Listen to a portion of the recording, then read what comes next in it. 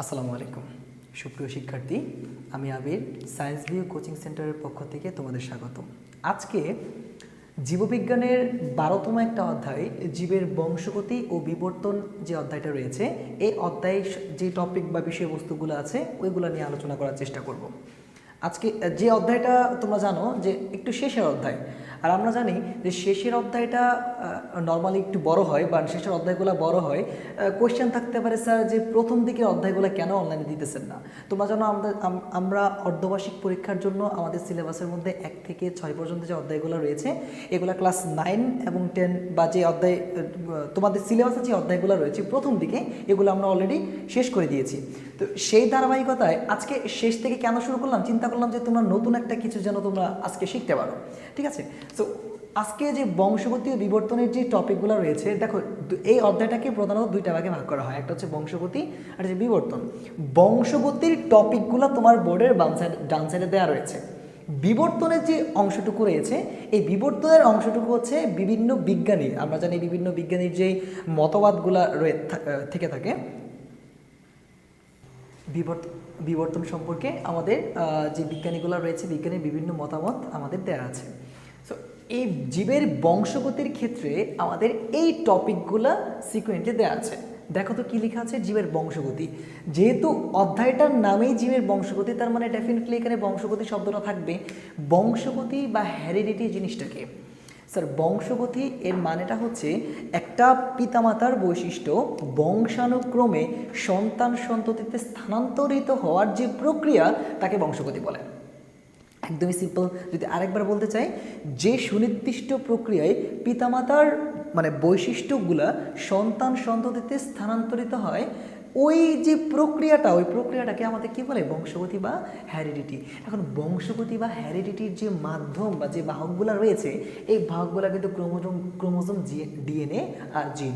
What about chromosome? Chromosome জিনিসটা কি? দ্বিতীয় অধ্যায় কোষ বিভাজন অধ্যায় আমরা পড়েছি না? কোষ বিভাজন অধ্যায়ের মধ্যে একটা নিউক্লিয়াস ছিল। নিউক্লিয়াসটা দেখতে কীরকম? আমরা জানি নিউক্লিয়াসটা তার একটা গোলাকার দেখতে একটা অবস্থায় থাকে। এই স্তরটাকে বলা হচ্ছে নিউক্লিয়ার মেমব্রেন। এর মধ্যে একটা নিউক্লিওলাস থাকে। নিউক্লিয়াসের কেন্দ্রিকাকে নিউক্লিওলাস বলে, তাই না? নিউক্লিওলাসের চারদিকে এই যে সুতার মতো পেঁচানো যে সূত্রকগুলা রয়েছে, এটার নাম কি স্যার? এইটার নামই কিন্তু হচ্ছে ক্রোমোজোম। বুঝতে পেরেছি? এইটার নামে কিন্তু ক্রোমোজোম।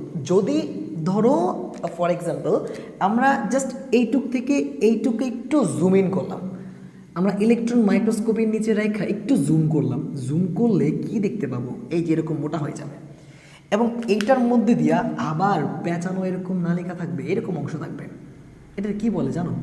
এটা বলছে ক্রোমাটিড তন্তু, তাই না? তোমরা এইটুকু জানো না? ক্রোমাটিড তন্তু সম্পর্কে তোমরা জানো, কিন্তু ক্রোমাটিড তন্তুটা অ্যাকচুয়ালি যখন বড় হয়ে, তুমি আরেকটু যদি এটার ভিতরে বা ডিপ চিন্তা করো, এটার ভিতরে এরকম যদি তুমি আঁকো, এই যে দ্বিসূত্রক যে পেঁচানো সিঁড়িটা তুমি আঁকলে, এটার নাম কি বলো তো? এইটাই হচ্ছে ডিএনএ। তার মানে আমরা কি বুঝলাম? এইটার হচ্ছে ডিএনএ একটা ডাবল হ্যালিক্স একটা গঠন, এবং আমরা জানি ডিএনএর নির্দিষ্ট খণ্ডকৃত অংশের নাম হচ্ছে জিন। ওকে, তাহলে এইটুকুকে আমরা কি বলতে পারি? এইটুকুকে আমরা বলতে পারি হচ্ছে জিন। আচ্ছা, এখন যদি একটু মানে প্রথম থেকে আমরা বোঝাই, সবার প্রথম হচ্ছে আমাদের কোষ। আমরা জানি আমাদের জীবদেহের গঠন ও কার্যকরী একক কি? কোষ। এই কোষের মধ্যে থাকে হচ্ছে নিউক্লিয়াস। নিউক্লিয়াসের মধ্যে সুতার মতো পেঁচানো অংশটাকে বলা হচ্ছে ক্রোমোজোম। ক্রোমোজোমের ভিতরে এই যে এরকম পেঁচানো একটা অংশ আছে না, দ্বিসূত্রের পেঁচানো সিঁড়ি, এটাকে বলা হচ্ছে ডিএনএ। ডিএনএর নির্দিষ্ট খণ্ডকৃত অংশের নাম হচ্ছে জিন। তার মানে আমরা কি বুঝতে পারলাম? জিন হচ্ছে সবচেয়ে ক্ষুদ্রতম একক। জিনের পরবর্তীতে ডিএনএ, ডিএনএ থেকে আসে হচ্ছে ক্রোমোজোম, ক্রোমোজোম থাকে হচ্ছে নিউক্লিয়াসে, নিউক্লিয়াস থাকে কোষে, এবং কোষ দিয়ে আমাদের হিউম্যান বডি ক্রিয়েট হয়। একেবারেই সিম্পল। এখন যদি ক্রোমোজোমটার একটু বিস্তর আলোচনা করা যেতে পারে, যে ক্রোমোজোমটা নিয়ে যদি একটু বর্ণনা করি আমরা, যে ক্রোমোজোম জিনিসটা কী মূলত। আচ্ছা, যদি জিনিসটা আমরা একটু লিখি যে ক্রোমোজোম, দেখো আমরা লিখলাম ক্রোমোজোম। ওকে, ক্রোমোজোম। এখন ক্রোমোজোমের একটা আবিষ্কারক আছে না? তোমরা কি জানো ক্রোমোজোমের আবিষ্কারকের নাম কি? ক্রোমোজোমের যে আবিষ্কারক,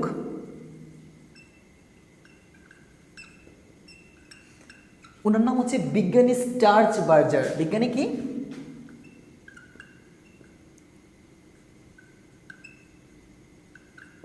বিজ্ঞানী স্টার্জবার্গার, তাই না? ব্যাপারটা এরকম। স্টার্জবার্গার কি করে মূলত 1875 সালে ক্রোমোজোম আবিষ্কার করে। 1875 সালে ক্রোমোজোমটা আবিষ্কার করে। এখন কোয়েশ্চেন হচ্ছে স্যার একটা কোষের মধ্যে কীরকম মানে কতগুলা ক্রোমোজোম থাকতে পারে? একটা কোষের মধ্যে ডেফিনেটলি নিউক্লিয়াস আছে, একটা নিউক্লিয়াসের মধ্যে কীরকম বা কী পরিমাণে ক্রোমোজোম থাকতে পারে, তাই না? ক্রোমোজোম কী পরিমাণ থাকতে পারে আমরা জানি। একটা কোষ, আচ্ছা তুমি চিন্তা করো একটা জিনিস, সবচেয়ে ক্ষুদ্র প্রাণীটা কি? Virus, bacteria, amoeba. সবচেয়ে বড় প্রাণীটা কি? সবচেয়ে বড় প্রাণীটা হচ্ছে তুমি ধরতে পারো হচ্ছে তুমি বলতে পারো জিরাফ, হাতি, নীলতিমি। এগুলো কি অনেক সাইজে অনেক বড় না? একটু চিন্তা করো তো, ওই যে ভাইরাস ব্যাকটেরিয়ার দেহে যে কোষটা থাকবে, হাতি, নীলতিমি, ওইগুলোর শরীরেও কি সেম রকমের কোষ থাকবে? একদমই না। যদি ওই রকম কোষ না থাকে, ওই রকম দেহের স্ট্রাকচার বা গঠন অনুসারে কিন্তু কোষের মধ্যে ক্রোমোজোমের আকারগুলো চেঞ্জ হবে, ক্রোমোজোমের সংখ্যাগুলো চেঞ্জ হবে। মনে রাখবা একটা কোষের মধ্যে 2 থেকে 16টি ক্রোমোজোম থাকতে পারে। ওকে, 2 থেকে 16টি ক্রোমোজোম থাকতে পারে। এবং এই ক্রোমোজোমের যে দৈর্ঘ্যটা আছে, ক্রোমোজোমের দৈর্ঘ্য আমরা জানি হচ্ছে 3.5 থেকে হচ্ছে আমাদের 30 মাইক্রন। এবং ক্রোমোজোমের যে প্রস্থ আছে এটা হচ্ছে 0.2 থেকে 2 মাইক্রন। একদমই সহজ। এখন তুমি চিন্তা করবা যে দৈর্ঘ্য প্রস্থ চিন্তা করার পরে আমাদের হিউম্যান বডিতে কতগুলা ক্রোমোজোম আছে? আমাদের হিউম্যান বডিতে 23 pairs of chromosome, that means 23 জোড়া ক্রোমোজোম। কত জোড়া ক্রোমোজোম? 23 জোড়া ক্রোমোজোম রয়েছে। 23 জোড়া ক্রোমোজোম রয়েছে, তাই না? 23 জোড়ার মধ্যে আমরা বলতে পারি এই যে 23 জোড়া ক্রোমোজোমটা আছে, এই 23 জোড়া ক্রোমোজোমের মধ্যে মনে রাখবা 22 জোড়া ক্রোমোজোম হচ্ছে অটোজোম। 22 জোড়া ক্রোমোজোম কি আমরা বলতে পারি? অটোজোম। এবং এই যে 23 জোড়া থেকে যে 22 জোড়া চলে গেল, এক জোড়া থাকে না? এই এক জোড়া ক্রোমোজোমকে বলা হচ্ছে সেক্স ক্রোমোজোম। এক জোড়া ক্রোমোজোমকে কি বলে? Sex chromosome. ওকে স্যার, জিনিসটা কি? জিনিসটা আমরা বুঝি নাই। জিনিসটা হচ্ছে এই যে 23 জোড়া ক্রোমোজোম আমাদের হিউম্যান বডিতে আছে, মনে রাখবা এই যে 22 জোড়া আছে না, এই 22 জোড়া আমাদের দেহ গঠন করে। 22 জোড়া কি আমাদের হিউম্যান বডি গঠন করে। এবং এই যে এক জোড়া আছে না, এই এক জোড়া আমাদের জননাঙ্গ গঠন করে। তার মানে আমরা কি বুঝতে পারলাম? এই যে 23 জোড়া ক্রোমোজোম রয়েছে, এগুলো আমাদের শরীরে থাকে। 22 জোড়াকে বলে অটোজোম, এক জোড়া হচ্ছে সেক্স ক্রোমোজোম। এই অটোজোম আমাদের দেহ গঠন করে, সেক্স ক্রোমোজোম আমাদের জননাঙ্গ গঠন করতে সাহায্য করে। এবং আমাদের এই ক্রোমোজোমটা তুমি চিন্তা করতে পারো, তুমি কি 2n কেন লেখা হয়? একটা ক্রোমোজোমের সাথে 2n জিনিসটা কেন লেখা হয় স্যার? এইটা বুঝতে হলে তোমাকে আরও দুটা জিনিস বুঝতে পারবে স্যার, ডিপ্লয়েড আর একটা haploid. Sir what about diploid and haploid? এই ক্রোমোজোমটা তুমি যদি লিখো, এখানে যদি লিখো হচ্ছে ডিপ্লয়েড এবং যদি লিখো হচ্ছে হ্যাপ্লয়েড, এটা যদি লিখো, ডিপ্লয়েডকে সাধারণত 2n দিয়ে বলা হয় এবং হ্যাপ্লয়েডকে n দিয়ে বোঝানো হয়। তাহলে ডিপ্লয়েড যেহেতু 2n মানে 2n সংখ্যক ক্রোমোজোম থাকে এবং হ্যাপ্লয়েড যেহেতু n সংখ্যক ক্রোমোজোম থাকে, এই ডিপ্লয়েড এবং হ্যাপ্লয়েড মূলত ক্রোমোজোমের মধ্যে আমরা চিন্তা করতে পারি। এবং ক্রোমোজোমের মধ্যে আরেকটা ইনফরমেশন তুমি যদি জানতে চাও, এই ক্রোমোজোমকে বলা হচ্ছে তোমার মানে বংশগতির ভৌত ভিত্তি, the physical basis of heredity. ঠিক আছে, আমরা কি লিখতে পারি? যদি এটা একটু মুছি, আমরা লিখতে পারি হচ্ছে ক্রোমোজোমকে বলে হচ্ছে কি, আমরা বলতে পারি হচ্ছে মানে ক্রোমোজোম এটাকে বলা হচ্ছে বংশগতির ভৌত ভিত্তি, that means physical basis of heredity, ভৌত ভিত্তি। এবং আমাদের যে বংশ হবে, হ্যাঁ, বংশগতির ভৌত ভিত্তি। এবং এই যে ক্রোমোজোমের পরে যে ডিএনএ আছে না, এই ডিএনএটা যদিও আমি এটার পরে আলোচনা করবো, বাট তোমাদের জানার জন্য বলে দিচ্ছি, এই ডিএনএর কিন্তু একটা নাম আছে। এই ডিএনএটাকে বলা হচ্ছে আমাদের chemical basis of heredity, that means বংশগতির রাসায়নিক ভিত্তি। আমরা কি বলতে পারি? বংশগতির কি ভিত্তি? রাসায়নিক ভিত্তি। বংশগতির রাসায়নিক ভিত্তি। ব্যাপারটা বুঝতে পারছো? তাহলে কি আমরা যদি একটু প্রথম থেকে সামারাইজ করি, আমাদের ক্রোমোজোম কোথায় থাকে? ক্রোমোজোম থাকে হচ্ছে নিউক্লিয়াসের মধ্যে, এবং ক্রোমোজোমের আবিষ্কারক হচ্ছে বিজ্ঞানী স্ট্রাসবার্জার। আবিষ্কারকরণ হচ্ছে 1875 সালে, এবং একটা কোষের মধ্যে একটা কোষের যে আকার আকৃতি বা গঠন রয়েছে ওই ভিত্তিতে 2 থেকে 16টি ক্রোমোজোম থাকতে পারে, এবং ক্রোমোজোমের যে দৈর্ঘ্য এটা হচ্ছে 3.5 থেকে 30 মাইক্রন, প্রস্থ হচ্ছে 0.2 থেকে 2 মাইক্রন, এবং আমাদের 23 জোড়া ক্রোমোজোম রয়েছে। 23 জোড়া ক্রোমোজোমের মধ্যে থেকে 22 জোড়াকে অটোজোম বলে, যেটা দেহ গঠনে সাহায্য করে। 1 জোড়াকে সেক্স ক্রোমোজোম বা জননাঙ্গের ক্রোমোজোম বলে, এবং আমাদের যে ক্রোমোজোম রয়েছে এই ক্রোমোজোমটাকে বলা হচ্ছে বংশগতির ভৌত ভিত্তি, এবং যে ডিএনএ রয়েছে এটাকে বলা হচ্ছে বংশগতির রাসায়নিক ভিত্তি। এইটুকু হচ্ছে আমাদের ক্রোমোজোম। এবং আরেকটা টপিক যে ডিএনএ রয়েছে, এই ডিএনএটা যদি আমরা একটু আলোচনা করতে চাই, ডিএনএ জিনিসটা কি? ডিএনএ জিনিসটা বুঝতে হলে তোমাকে ডিএনএর গঠনটা বুঝতে হবে। একটু ভালো করে চিন্তা করে দেখো ডিএনএটা কি। আমরা আরেকবার যদি তোমাকে একটু টাচ দিই, ডিএনএটা যেন কই থাকে? ক্রোমোজোমের ভিতরে যে পেঁচানো দ্বিসূত্রক সিঁড়ির মতো একটা অংশ থাকে, এটাকে ডিএনএ বলে। ক্লিয়ার? এটাকে ডিএনএ বলে, তাই না? সো ডিএনএর মধ্যে মূলত কি কি উপাদান থাকে? ডিএনএর প্রধান 3টা বৈশিষ্ট্য আছে, যেই 3টা বৈশিষ্ট্য দেখলে তুমি এটাকে ডিরেক্টলি বলতে পারবে এটা ডিএনএ। কি কি ডিএনএর বৈশিষ্ট্য? আমরা পড়তেছি কি? আমরা পড়তেছি ডিএনএ। ওকে, আমরা পড়তেছি DNA, that means deoxyribo nucleic acid. Nucleic acid 2 ধরনের, একটা হচ্ছে ডিএনএ আর একটা হচ্ছে আরএনএ। নিউক্লিক অ্যাসিড তুমি দেখো তো, এই যে নিউক্লিক অ্যাসিডটা 2 ধরনের, একটা কি? একটা হচ্ছে ডিএনএ আর একটা কি? আরএনএ। দেখো তো এই যে নিউক্লিক অ্যাসিড এখানে আছে না, এই যে নিউক্লিক অ্যাসিড এখানে আসে না, শুধু ডি আর আরটা যোগ হয়েছে এক্সট্রা হবে, তাই না? সো ডিটা মানে হচ্ছে ডিঅক্সিরাইবো, আর মানে হচ্ছে রাইবোজ। তার মানে কি? ডিঅক্সিরাইবো নিউক্লিক অ্যাসিড আর রাইবোজ নিউক্লিক অ্যাসিড। সো ডিএনএর বৈশিষ্ট্যগুলো তুমি যদি একটু ভাবো, ডিএনএর বৈশিষ্ট্য। ওকে, ডিএনএর বৈশিষ্ট্যগুলো কি? ডিএনএর 3টা প্রধান বৈশিষ্ট্য। প্রথম হচ্ছে 5 কার্বন বিশিষ্ট একটা শর্করা, দ্যাট মিনস পেন্টোজ সুগার। আমরা লিখতে পারি pentose sugar. Sir pentose sugar দিয়ে কি বোঝাচ্ছেন? এটা 5 কার্বনের একটা শর্করা। দ্বিতীয় বৈশিষ্ট্য, এটা হচ্ছে তোমার দ্বিতীয় বৈশিষ্ট্য যেটা, এটা হচ্ছে nitrogen base. Sir nitrogen base জিনিসটা কি? 4 প্রকারের নাইট্রোজেন বেস থাকে। কয় প্রকারের? 4 প্রকারের। আমরা বলতে পারি অ্যাডেনিন, আমরা বলতে পারি গুয়ানিন, আমরা বলতে পারি থায়ামিন, আমরা বলতে পারি সাইটোসিন। স্যার নামগুলো সবাই তোমরা জানো, এই জন্য আমি পুরো নামটা লিখলাম না, জাস্ট প্রথম অক্ষরটা লিখে দিলাম, অ্যাডেনিন, গুয়ানিন, থায়ামিন এবং সাইটোসিন। মনে রাখবা এক্ষেত্রে লক্ষণীয়, প্রথম যে 2টা বেস রয়েছে অ্যাডেনিন আর গুয়ানিন, এইটাকে কি বলে জানো? এটাকে বলে হচ্ছে পিউরিন বেস। এটাকে কি বলে? Purine base. খুব ভালো করে মনোযোগ দিয়ে পড়বা, হ্যাঁ, বোঝার চেষ্টা করবা। পরবর্তীতে থায়ামিন এবং যে সাইটোসিন রয়েছে এইটাকে বলে কি জানো? এটাকে বলা হচ্ছে পাইরিমিডিন বেস। কি base? Pyrimidine base. Okay, pyrimidine base. তার মানে আমরা আরেকটা জিনিস তোমাদের বুঝতে হবে, এই যে প্রথম 2টা যে পিউরিন বেস বলে এবং বাকি যে থায়ামিন সাইটোসিনকে পাইরিমিডিন বেস বলে, মনে রাখবা পিউরিন বেসের অ্যাডেনিন এবং পাইরিমিডিন বেসের থায়ামিন, কি বললাম?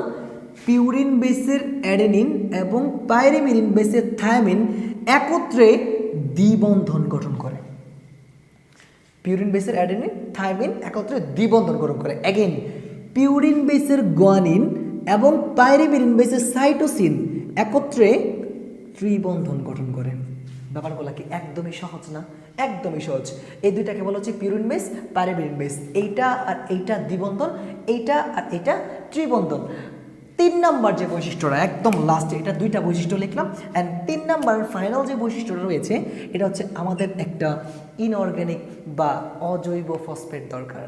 আমরা কি বলতে পারি? আমরা বলবো হচ্ছে এটা অজৈব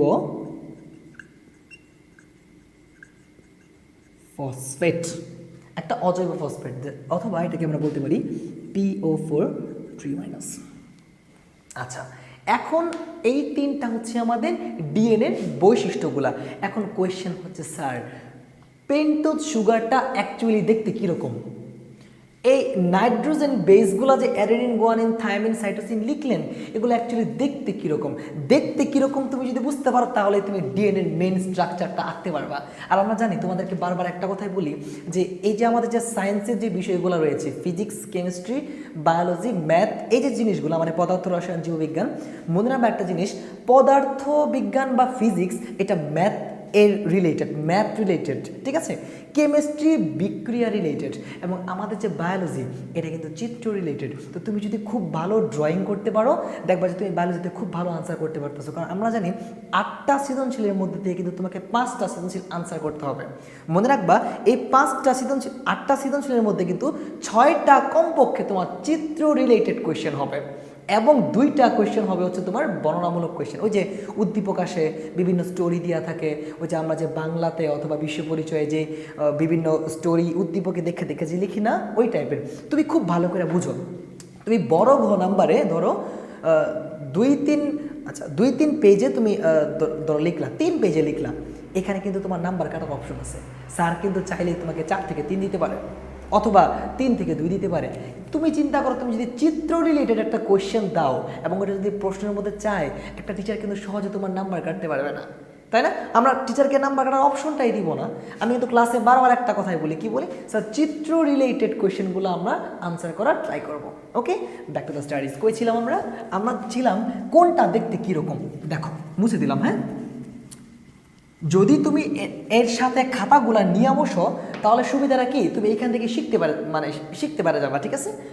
মানে ব্যাপারটা দেখো, পেন্টোজ সুগার, মনে রাখবা যেহেতু পেন্টোজ সুগার মানে 5 কার্বনের শর্করা, তার মানে তাকে 5টা কার্বন দিতে হবে। কেমনে? এই যে ধরো এইভাবে আঁকবা, আগে আঁকায় নি, তারপর আমি তোমাকে বুঝাইতেছি কোনটা কি।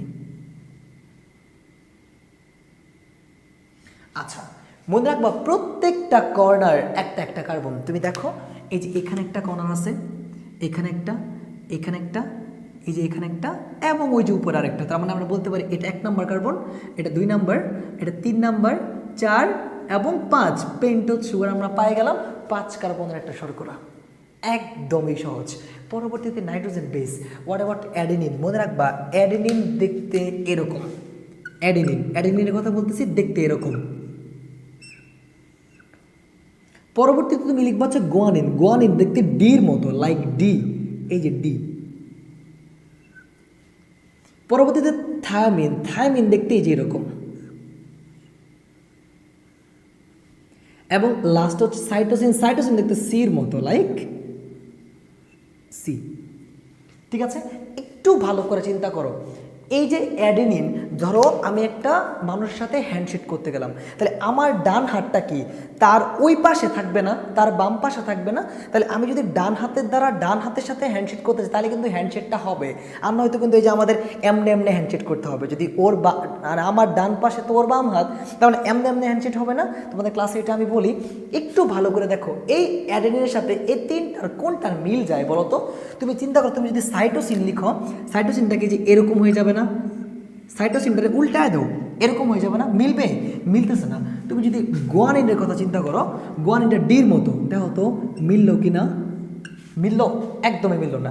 What about our thymine? একটু ভালো করে দেখো, দেখো তো স্ট্রাকচারটা মিলছে কিনা।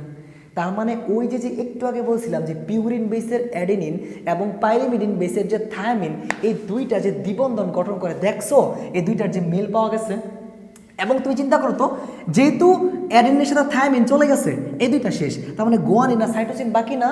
তার মানে তুমি যদি সাইটোসিনটা উল্টায় দাও, দেখো তো এইটার কি কানেকশনটা হয় কিনা, উল্টা সি।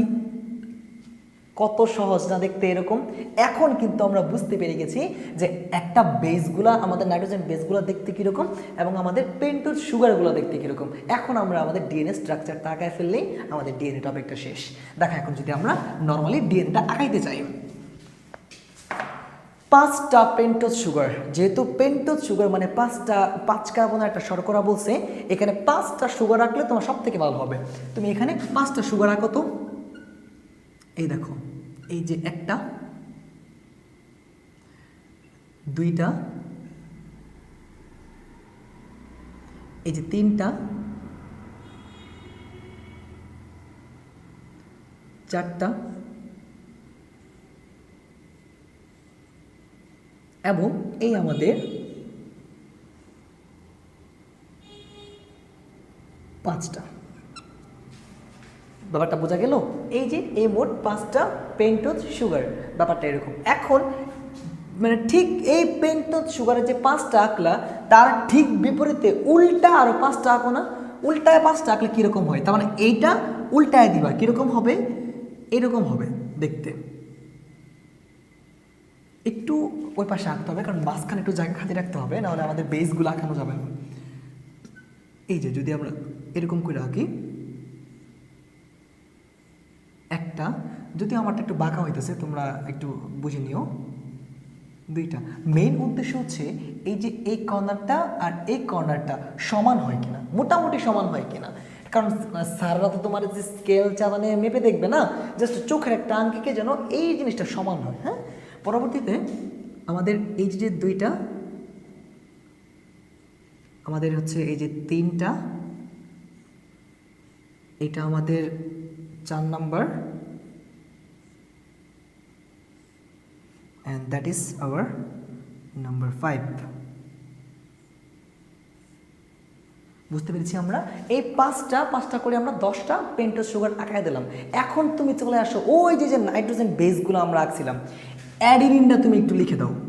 অ্যাডেনিনটা দেখতে এরকম না? তুমি চাইলে এখানে অ্যাডেনিন এটা লিখে দিতে পারো, ডাজন্ট ম্যাটার। তুমি অ্যাডেনিনের সাথে কে আসবে মনে আছে? অ্যাডেনিনের মতো দেখতে, একটু উল্টা দিলে কীরকম? থাইমিন। তার মানে তুমি এখানে থাইমিনটা লিখে দাও না? এই যে থাইমিনটা তুমি যদি এখানে লিখে দাও, তুমি লিখলে এখানে থাইমিন। তার মানে কি বুঝলাম? আর এই সবগুলা কিন্তু সুগার, সবগুলা সুগার। হ্যাঁ, সুগার 5 কার্বন বিশিষ্ট শর্করা বা পেন্টোজ সুগার। অ্যাডেনিন আর থাইমিন চলে গেল, কোন 2টা বাকি আছে বলো তো? গুয়ানিন আর সাইটোসিন। দ্যাট মিনস আমরা এখানে একটা গুয়ানিন এঁকে দিব দেখতে ডির মতো, এবং একটা সাইটোসিন এঁকে দিব দেখতে কি সির মতো। যেহেতু এটা ডি আগে দিয়েছে, তার মানে উল্টা সি আঁকতে হবে। গুয়ানিন আর সাইটোসিন। ক্লিয়ার? স্যার 4টাই তো চলে গেল, তাহলে কি বাকিগুলা কি খালি রেখে দিব? আপনি তো বলছেন যে নাইট্রোজেন বেস 4টাই হয়, অ্যাডেনিন, থাইমিন, গুয়ানিন, সাইটোসিন। তাহলে হোয়াট অ্যাবাউট ইন নেক্সট 3? পরের 3টা কি হবে দেখো তো। এই থাইমিনটা যদি তুমি এখন ফার্স্টে নিয়ে আসো, এই থাইমিনটাকে আমরা কি নিয়ে আসছি? ফার্স্টে নিয়ে আসছি।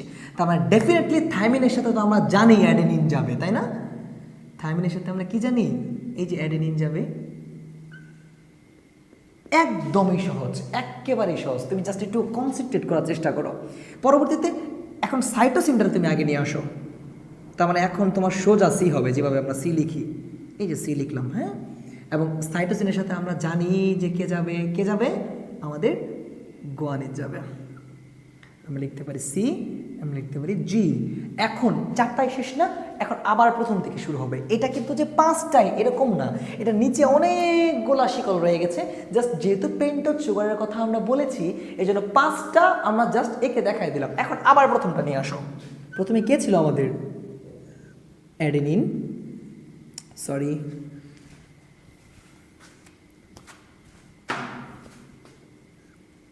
অ্যাডেনিন, এবং ছিল আমাদের কি? তার সাথে কে যাবে? অবশ্যই থাইমিন। অ্যাডেনিন আর থাইমিন। স্যার আমরা তো খুব সুন্দর করে আমাদের পেন্টোজ সুগার আর নাইট্রোজেন বেসগুলো লিখে দিলাম। What about inorganic phosphate? শেষ করতেছি। What about inorganic phosphate? অজৈব ফসফেটগুলো কই থাকে স্যার? মনে রাখবা এই সবগুলা হচ্ছে একটা শেকল। এই সবগুলা শেকলকে না বেঁধে রাখতে কিন্তু একটা থেকে দূরে সরে যাবে। এখন এভাবে চাপায়ও রাখতে হবে। তার মানে মনে রাখবা একটু আগে যে বলছিলাম যে দ্বিবন্ধন আর ত্রিবন্ধনের কথা মনে আছে? এই দ্বিবন্ধন এবং ত্রিবন্ধনগুলো কিন্তু হাইড্রোজেন বন্ধন, দুর্বল হাইড্রোজেন বন্ধন। এই জন্য একে ডট দিয়ে আঁকতে হয়। কীভাবে আঁকতে হয়? অ্যাডেনিন আর থাইমিন সর্বদা দ্বিবন্ধনে যুক্ত থাকে। তার মানে আমরা লিখতে পারলাম কি এখানে কি দ্বিবন্ধনে যুক্ত। সাইটোসিন আর গুয়ানিন পরস্পর ত্রিবন্ধনে যুক্ত।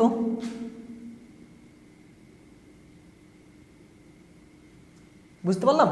আবার থাইমিন আর অ্যাডেনিন আবার দ্বিবন্ধনে যুক্ত, কারণ এই যে অ্যাডেনিন থাইমিন যেই কথা, থাইমিন অ্যাডেনিন একই কথা। এবং পরবর্তীতে আমাদের আবার গুয়ানিন আর সাইটোসিন ত্রিবন্ধন, অ্যাডেনিন আর থায়ামিন আমাদের দ্বিবন্ধন। বুঝতে পারলাম ব্যাপারটা? তাহলে এই যে বন্ধন দেওয়া শেষ হইলো, তাহলে হোয়াট অ্যাবাউট ইনঅর্গানিক ফসফেট? আমাদের ফসফেটগুলোর কাজ কি? মনে রাখবা এই যে চেইনগুলো রয়েছে, এখন কার্বনগুলা পিক করো তো তুমি। এখানে যেটা হাত দিব বলবা তো এটা কত নাম্বার কার্বন, ধরো এইটাতে ডট দেয়া, বলো তো এটা কত নাম্বার কার্বন? মনে পড়ে কি আমরা বলছিলাম এই যে উপরের দিকে যে কার্বনটা উঠতেছে এটা কিন্তু 5 নাম্বার কার্বন। এটা 1 2 3 4 5, তার মানে আমরা লিখতে পারি এটা কত নাম্বার কার্বন? এটা 5 নাম্বার কার্বন। ক্লিয়ার? আর এইটা কত নাম্বার কার্বন বলো তো, একটু নিজেরা ইউজ করো। কত নাম্বার কার্বন? 3 সেকেন্ড সময়। কত নাম্বার? এইটা হচ্ছে যদি 5 নাম্বার হয়, এইটা যদি 5 নাম্বার, তাহলে তো উল্টা দিলে এটা 5 নাম্বার হবে। তাহলে এটা হচ্ছে 5, এটা 4, এটা কিন্তু 3 নাম্বার। ব্যাপারটা কি বুঝতে পারতেছো? একদম সহজ না? এটা 5 নাম্বার হলে এটা 3 নাম্বার, এটা 5 নাম্বার হলে এটা 3 নাম্বার। তার মানে আবার এইটা কত নাম্বার? এটা ডেফিনেটলি 5 নাম্বার। আর এটা কত নাম্বার? এটা 3 নাম্বার। স্যার আপনি 5 নাম্বার আর 3 নাম্বারের কথা কেন বলতেছেন বারবার?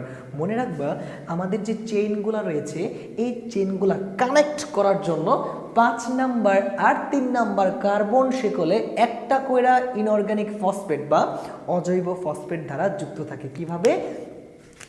এই যে ধরো তুমি, আমি যদি এখানে একটা অজৈব ফসফেট লিখে দিই, ফসফেট মানে পি দিয়ে ফসফেট হয়, তাই না? তুমি এখান থেকে 5 নাম্বার কার্বনের শিকল টানো, 3 নাম্বার কার্বন টানো, এভাবে আমরা লিখতে পারি 5, সরি এটা তো 3 আর এটা 5, আমরা লিখতে পারি 5 3, অ্যাগেন 5 3। এই পাশেও সেম কাহিনীটা করে দিবা। আমরা লিখতে পারি 5 3, লিখতে পারি 5 3, সেম জিনিসটা 5 3, ওয়ান লাস্ট টাইম 3 5। এখন দেখো তো স্ট্রাকচারটা কেমন হইলো তোমাদের বইয়ে দ্বিতীয় এই অধ্যায়ের ঠিক তৃতীয় পেজে, কত নাম্বার পেজ এটা মনে পড়তেছে না, তৃতীয় পেজে দেখবা ডিএনএর এরকম একটা স্ট্রাকচার দেওয়া আছে এবং এই স্ট্রাকচারের মধ্যে তুমি দেখবা এরকম একটা বেসিক আকারে একটা চিত্র দেয়া। এই চিত্রটা কিন্তু তখন তুমি অনেকে এই জিনিসটা বুঝে না, কারণ এই জিনিসটা আলোচনা না করলে নর্মাল একটা স্টুডেন্ট বুঝতে পারবে না। আরেকটা জিনিস, এই জিনিসটা এখন এই যে স্যার আপনি স্ট্রাকচারটা আঁকাইলেন, এই স্ট্রাকচারটা অ্যাকচুয়ালি ডিএনএ তো আমরা জানি দ্বিসূত্র পেঁচানো সিঁড়ির মতো, লাইক এরকম, তাই না? এই যে এরকম না ডিএনএটা, তাহলে এইরকমের মধ্যে এই জিনিসটা কেমনে থাকে? মনে রাখবা এই জিনিসটা কিন্তু এমনে বাঁকে, বুঝাইতে পারলাম? তার মানে এই জায়গার মধ্যে তুমি বলতে পারো এই যে অ্যাডেনিন থায়ামিন, পরবর্তী তুমি বলতে পারো গুয়ানিন সাইটোসিন থায়ামিন অ্যাডেনিন, বলতে পারো সাইটোসিন গুয়ানিন অ্যাডেনিন থায়ামিন, এরকমভাবে অ্যাডেনিন এভাবে 5টা করে বন্ধন থাকবে, এরকম করে 5টা করে থাকবে, প্রত্যেকটা জায়গার মধ্যে আমাদের 5টা করে দেওয়া থাকবে। মনে রাখবা এইটুক থেকে এইটুকুর যে দূরত্ব, এই দূরত্বটাকে তোমার মনে রাখতে হবে। এই দূরত্বটা হচ্ছে তোমার 20 অ্যাংস্ট্রম। কত অ্যাংস্ট্রম? 20 অ্যাংস্ট্রম, মনে থাকবে। এবং আমাদের এই যে একটা পূর্ণ হেলিক্স মানে একটা সম্পূর্ণ হেলিক্স মানে 10টা নাইট্রোজেন বেস, দেখো তো এখানে কয়টা আছে? 5টা না? এবং এখানে তো 5টা, 10টা বেস আছে না? এই 10টা বেসের দূরত্বগুলো হচ্ছে আমাদের তোমার মনে রাখতে হবে, এটা হচ্ছে 34 অ্যাংস্ট্রম বা 34 অ্যাংস্ট্রম। একটা থেকে একটা কত? ধরো এইটুক থেকে এইটুকু, এই যে এইটুক থেকে এইটুকু দূরত্ব কত? এইটুক থেকে এইটুকু দূরত্ব হচ্ছে 3.4 অ্যাংস্ট্রম। স্যার অ্যাংস্ট্রম মানে আপনি কি বোঝাচ্ছেন? 1 অ্যাংস্ট্রম মিনস 1 অ্যাংস্ট্রম মানে হচ্ছে 10⁻10 মিটার। তাহলে আমরা কি বুঝতে পারলাম? এই যে ডিএনএর যে স্ট্রাকচারটা আমরা মাত্র আঁকাইছি, এই ডিএনএ স্ট্রাকচারটাই মূলত এটার ভিতরে থাকে এবং এটা যে দূরত্বগুলো পাশাপাশি রয়েছে এবং এটা কত ডিস্টেন্সে হয় এটাও আমরা দেখিয়ে দিয়েছি। মনে রাখবা একটা পেন্টোজ সুগার, খুব ভালো করে বুঝবা, একটা পেন্টোজ সুগার এবং একটা নাইট্রোজেন বেস যদি লিখি, pentose sugar plus nitrogen base, দেখো তো এটা কি পাশাপাশি বসছে না? পাশাপাশি বসছে না পেন্টোজ সুগারটা নাইট্রোজেন বেসটা। তার মানে এটাকে বলতে পারি নিউক্লিওসাইড। সাইডের দিয়ে তুমি মনে রাখতে পারো না কি সাইডে বসছে, এটা একটা মনে রাখার সুবিধার্থে বললাম। তার মানে এটা কি বলতে পারি আমরা? নিউক্লিওসাইড। নিউক্লিওসাইড, ঠিক আছে। এবং এইটা যদি হয় একটা নিউক্লিওসাইড এবং এইটা যদি হয় একটা অজৈব ফসফেট, নিউক্লিওসাইড এবং একটা ফসফেট দুইটা মিলে হচ্ছে নিউক্লিওটাইড। জিনিসটা খুব ভালো করে বুঝবা, একটা অজৈব ফসফেট আর একটা নাইট্রোজেন বেস পাশাপাশি বসছে, এই দুটাকে বলা হচ্ছে নিউক্লিওসাইড। সাইড মানে হচ্ছে পাশে, তার মানে কি এই দুইটার মানে কি একটা নিউক্লিওসাইড না? তার মানে একটা নিউক্লিওসাইড আর একটা ফসফেট হয় নিউক্লিওটাইড। স্যার নিউক্লিওটাইড দিয়ে কি বোঝাচ্ছেন? দেখো তো, এই দুইটা শিকলকে কে ধরে রাখতেছে? একটা ফসফেট শক্ত করে ধরে রাখছে না, টাইট করে ধরে রাখছে না? তার মানে মনে রাখবা, মনে রাখার সুবিধার্থে সে হচ্ছে টাইট, নিউক্লিওটাইড। একটা ফসফেট থাকলেই নিউক্লিওটাইড, আর যদি ফসফেটটা না থাকে, শুধুমাত্র পেন্টোজ সুগার আর নাইট্রোজেন বেস দেওয়া হয়, তাহলে এই জিনিসটাকে আমরা বলতে পারি হচ্ছে নিউক্লিওসাইড। এই যে এতক্ষণের যে আলোচনা, এই এতক্ষণের আলোচনা হচ্ছে আমাদের নর্মালি ডিএনএর উপর। তার মানে আজকে আমরা কি বুঝতে পারলাম? আজকে আমরা যে প্রথম যে 3টা টপিক আমরা বুঝতে পারলাম, যে একটা জীবের বংশগতি নিয়ে আলোচনা করা হইলো, তার পরবর্তীতে হচ্ছে ক্রোমোজোম নিয়ে আলোচনা করা হইলো, এবং তার পরবর্তী ডিএনএ মানে সম্পর্কিত যে আলোচনাটা, এটা মানে আমরা নর্মালি বুঝে ফেললাম। শিক্ষার্থী, তাহলে আজকে যে আমাদের এই টপিকগুলো আলোচনা করা হলো, এই 3টা টপিক নিয়ে মূলত আমরা আজকে আলোচনা করা শেষ করলাম। যে আমরা কি করলাম? আমরা জীবের বংশগতি পড়লাম, ক্রোমোজোম পড়লাম, ডিএনএ পড়লাম। তোমরা জানো এই টপিকগুলো সম্পূর্ণ একটা অধ্যায়ের টপিক। তার মানে একটা অধ্যায় তো হয়তো বা একটা ক্লাসে সম্পূর্ণটা শেষ করা পসিবল হয়ে উঠতেছে না। আমরা এই 3টা টপিক আজকে শেষ করে দিলাম। পরবর্তী ক্লাসে আমরা আরএনএ জিন, এই যে আরএনএ একদমই ছোট, পরবর্তী ক্লাসে আমরা দেখা গেছে যে সবগুলো টপিকে আমরা শেষ করে দিতে পারবো, কারণ পরবর্তী টপিকগুলো একটু শর্ট টাইপের। বাট তোমরা খুব ভালো করে জানো ডিএনএ এবং ক্রোমোজোমগুলো কত বড়টুকু হয়। তাহলে আগামী ক্লাসে আমরা বাকিগুলো শেষ করব। আশা করি আজকের ক্লাসের যে মানে যে জিনিসগুলো তোমাদের বোঝানো হয়েছে বুঝতে পেরেছ। আগামী ক্লাসের জন্য তোমরা প্রিপারেশন নিয়ে রেখো, আমরা ক্লাস নিব। সেই পর্যন্ত সবাই ভালো থাকো। আসসালামু আলাইকুম।